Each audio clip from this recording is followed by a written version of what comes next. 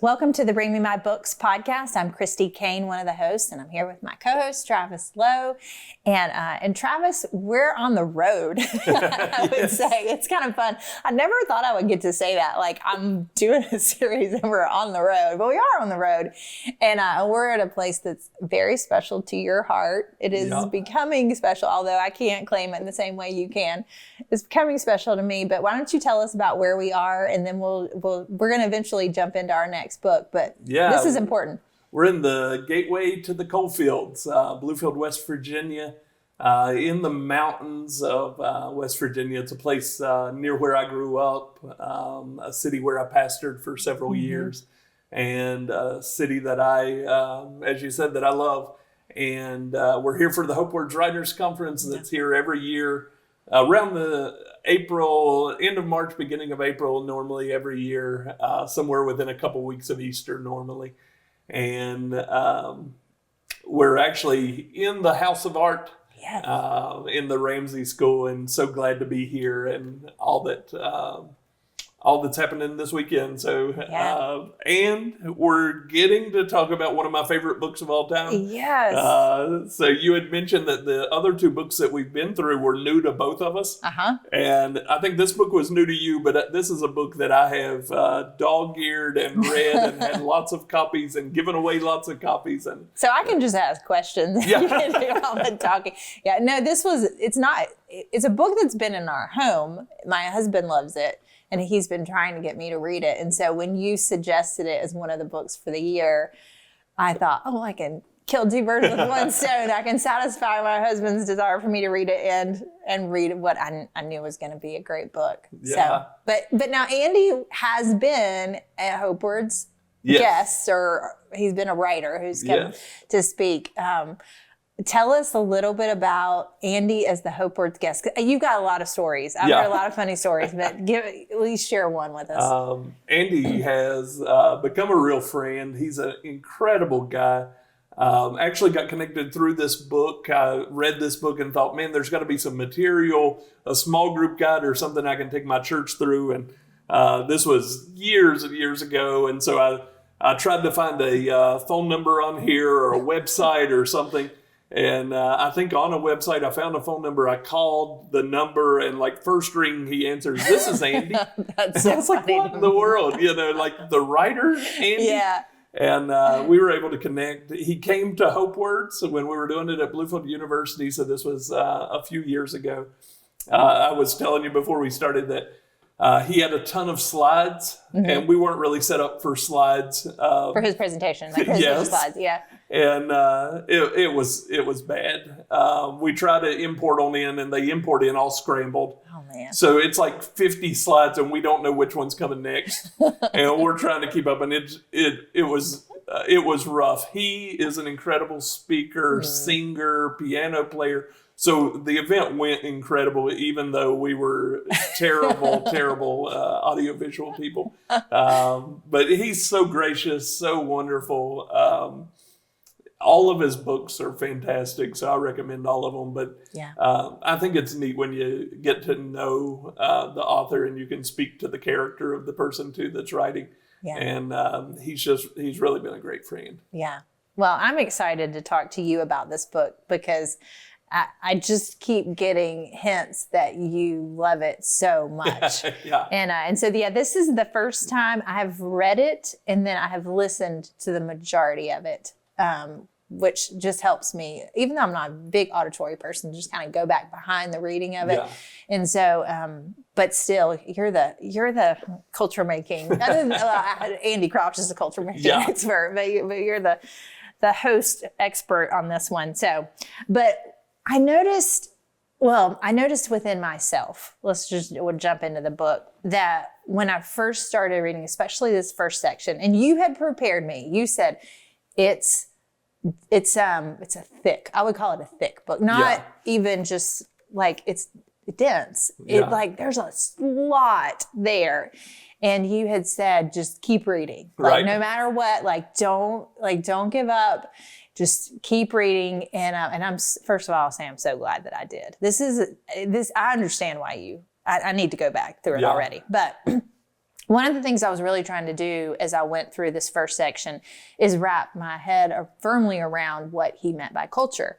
Because when I hear that word, I think, well, I mean, are you talking about the arts? So Right. are we talking about worldview, or are we talking about, when I was growing up, everything that was bad about everything that was around me was called the world. Right. So are we talking about the world? What are we talking about? So do you want to tackle that one? I don't know if I can tackle it, but I can try.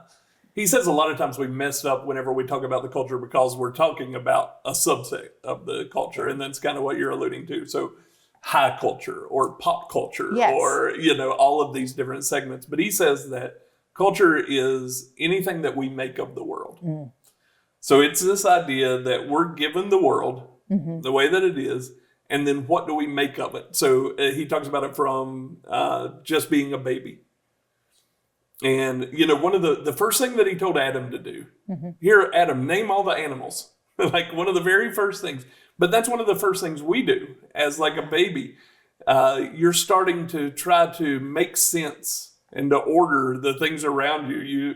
The first time that the baby says dad, dada, they're probably not saying dad. Right. But they learn that it puts a smile on your face. And so they begin to name the things that are around them. And that's culture. That's making culture. That's making something of the world that's around us. And that's so broad. We think of it a lot of times so big, but any friend network, just 4 or 5 people, you have a culture. Yeah. You have things that you've created amongst yourselves. When, this podcast is a cultural artifact. Yeah.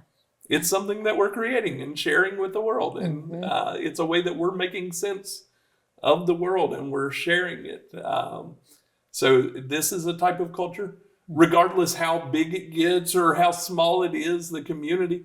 It's a way that we are trying to make sense of what's around us. So I think that's, there's so much more to it. Yeah. A lot of times we think in the sense of like worldview, the way that we understand the world, and that has to be a part of it. Right. And that's one of the great things that he talks about. I love how he always comes back to scripture, but he talks about how the story of God was such a better story than what was going around at the time of Moses. Yeah. The creation myths of the other societies. And most of theirs were stories of chaos. Yeah. Chaos reigned. Or the gods are at war with each other. And we're the byproduct of that. Or we're just slaves. Yeah. If you think about Moses writing this to the children of Israel who were slaves in Egypt, and the language of the day for Pharaoh was he's the image of God. And then Moses says to 1 million slaves, each one of you, you're the image of God. Yeah. You're the image of God. You're the image of God. And how this gives them a sense of the world that is so much bigger than what the other stories gave them. And then they could begin imagining alternative futures. The realms of the possible are just expanded. So that's kind of our hope through this. When I first came to this book, I think it helped me because I was pastoring, I was doing this work, but we were also doing lots of other things in the city. So the city was in a tough space economically, and we were trying to get business leaders together and get people working together and find new ways to do stuff. And we started like a maker space where we help people start businesses, and we were building things and making things. And a lot of people would ask me like how that was the role of the church, I guess, or how that was that's interesting. Religious. Yeah. It wasn't an altar call. Yeah. But it was like this book gave me language for some of that. It gave me an understanding of the fullness of what God was doing.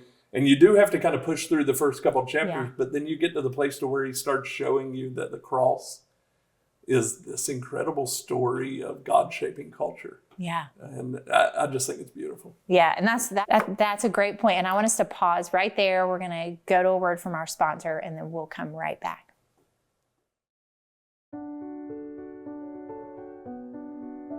Situated in Bluefield, West Virginia, the Hopewards Writers Conference seeks to equip and encourage their patrons to tell stories of hope.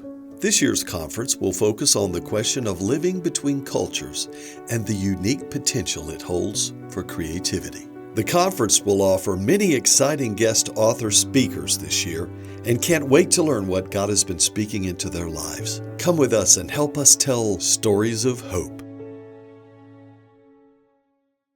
LifeSprings Resources is committed to providing innovative learning resources for the local church.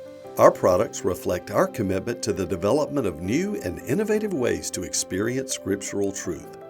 Whether you're looking for material for your small group, need new curriculum for Sunday school, or you're just trying to stock up on church supplies, we've got you covered. Look for us online at lifespringsresources.com or call us at 1-800-541-1376, and our friendly customer service team will be happy to assist you.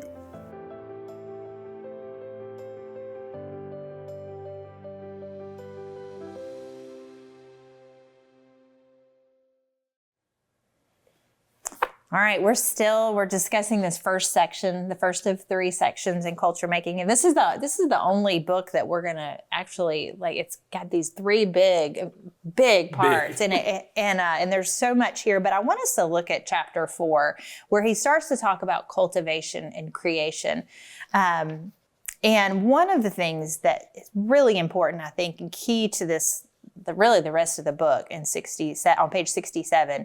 Is, well, how does culture change? And he says, well, for culture to change, you have to make more of it. Right. And so then we move from that, and he says culture is the accumulation of very tangible stuff, the stuff people make of the world.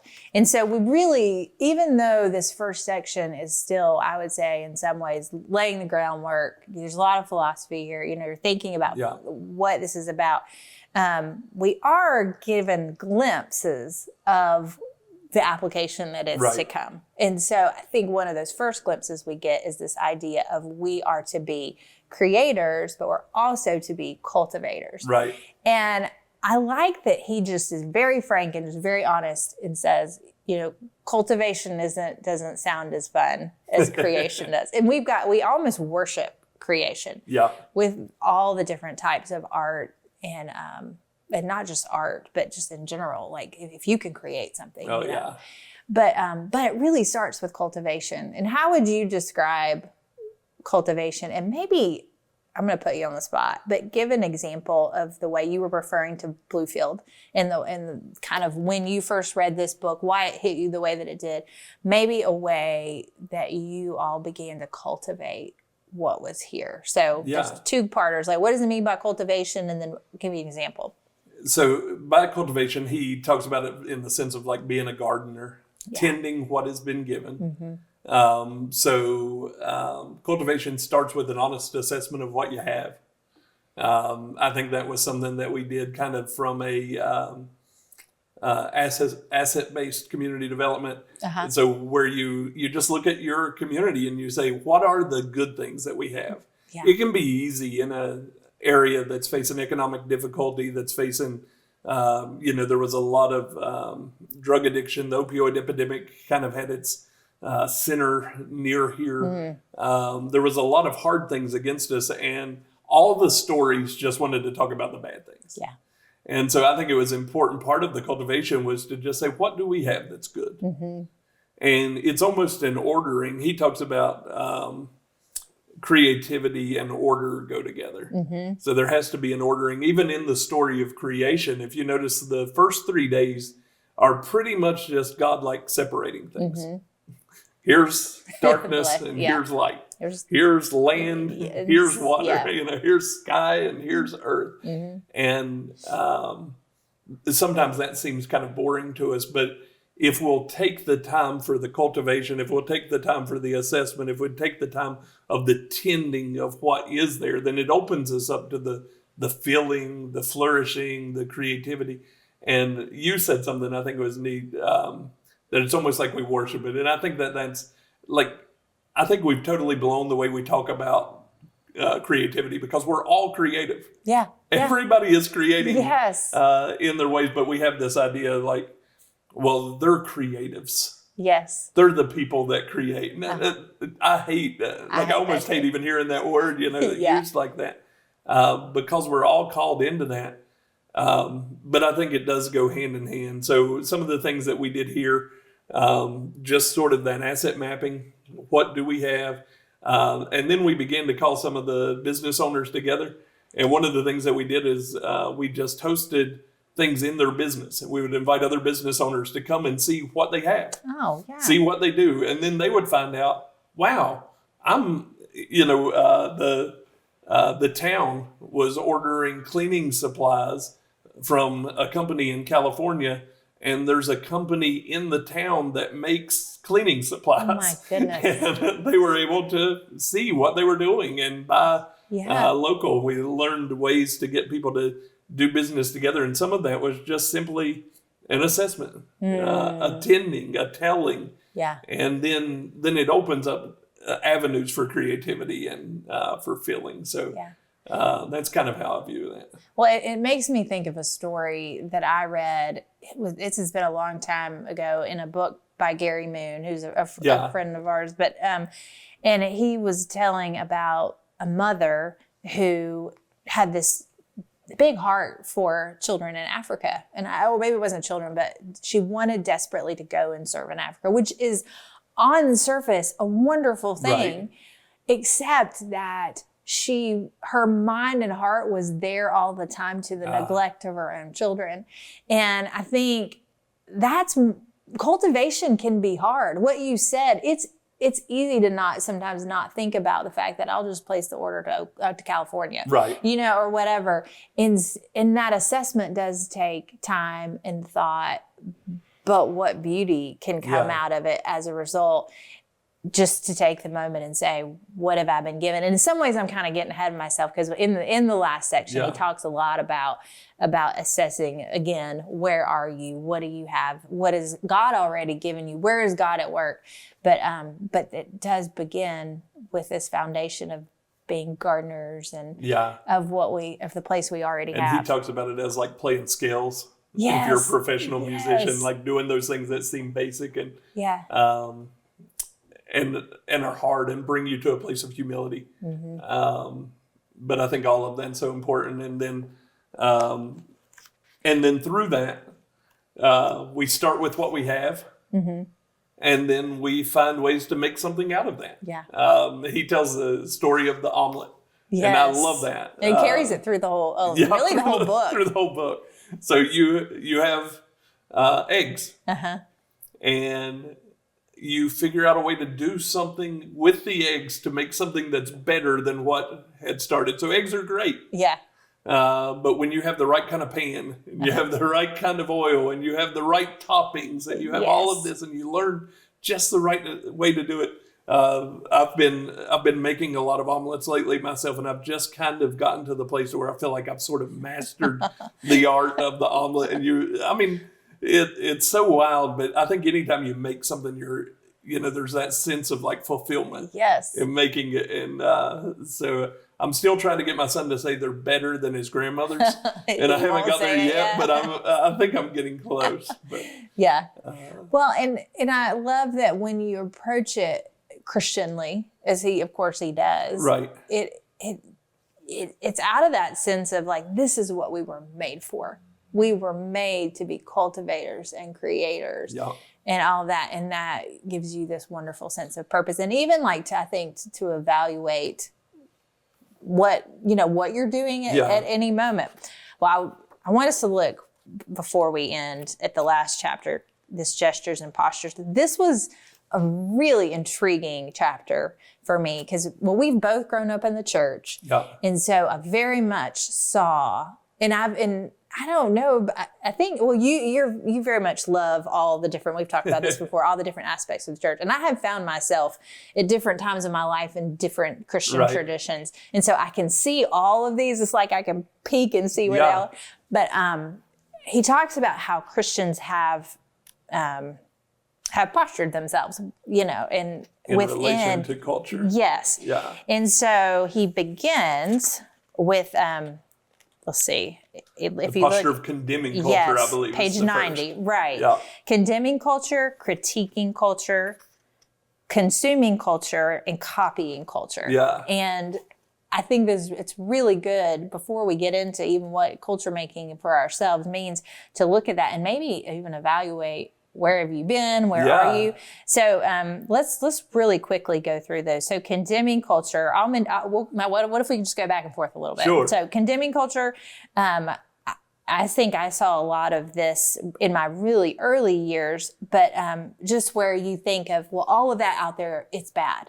So I'm going to kind of withdraw. Yeah. And for a lot of the Christian world, it wasn't even just, it was kind of, I think you said like after World War II, something in there when things, especially for the American, the West, things began to change. Right. And so the church thought, wait, this is not what it was always like for us. And so, this does not look like the church. And so we're just going to back away from it and we're going to withdraw. And that's one way they essentially condemning culture. I'm not going to participate, which we know that's impossible because you still have your own culture. But so one of the things the church has done is condemn. Now, do you want to take the next one? Critiquing culture?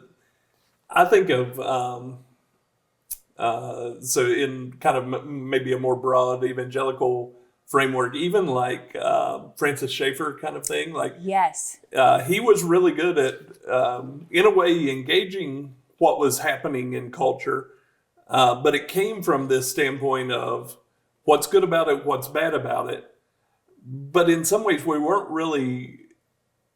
There were ways through some of what they did that they offered a counterculture. But a lot of what they were doing was just, where does this miss the mark? Yes. What is good about this? What is bad about this? And that's not bad. No. All of these have their place. Even condemning culture, there are things that we shouldn't be a part of. Like, we should back away from some things. Yeah, that's there are some places that we shouldn't. And there are places where we should think about what's going on around us and, try to do that.